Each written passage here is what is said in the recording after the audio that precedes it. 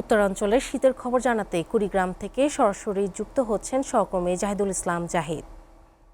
জাহিদ, তীব্র শীতে কুড়িগ্রামের পরিস্থিতি কেমন দেখছেন? আপনি জানেন যে কুড়িগ্রাম একটি সীমান্তবর্তী জেলা এবং হিমালয়ের কাছাকাছি হয়, কিন্তু প্রতি বছর এই জেলার মানুষ শীত কষ্টে ভোগে। তার ওই ধারাবাহিকতায় এবার এবছর শীত শুরু হয়েছে এবং শুরু থেকেই কিন্তু ঘন কুয়াশায় আচ্ছন্ন থাকছে এই জেলা, এবং সন্ধ্যা থেকে পরের দিন সকাল পর্যন্ত কিন্তু ঘন কুয়াশা থাকছে এবং রাতের বেলা বৃষ্টির মতো ঝরছে।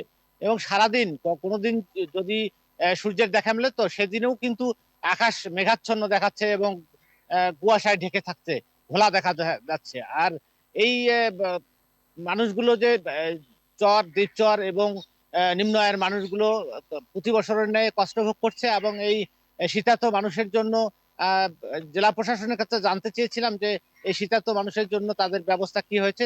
জেলা প্রশাসন আমাকে সকালে যেমনটি জানিয়েছেন যে এখন পর্যন্ত প্রতি উপজেলায় 3 লক্ষ করে টাকা কম্বল করার জন্য বিতরণ করা হয়েছে, এবং প্রতিটি উপজেলায় আপাতত 200 করে কম্বল দেওয়া হয়েছে। আর জেলা প্রশাসনের কাছে 10,000 কম্বল রয়েছে, যেটি বিতরণের জন্য প্রক্রিয়াধীন রয়েছে। আর এই যে শীত কষ্টে মানুষ ভুগছে, এই শীত কষ্ট সম্পর্কে আমি আবহাওয়া অফিসের কর্মকর্তা সুবল চন্দ্রের সঙ্গে কথা বলছিলাম। তিনি বলছেন যে আজকে এবছরের কুড়িগ্রাম জেলার সর্বনিম্ন তাপমাত্রা রেকর্ড করা হয়েছে 11.8 ডিগ্রি সেলসিয়াস, যা আগামীতে আরো কমতে থাকবে। সূর্যের দেখা মিললেও কিন্তু তাপমাত্রা নিম্নগামী হবে, এমনটাই তিনি আমাকে জানিয়েছেন।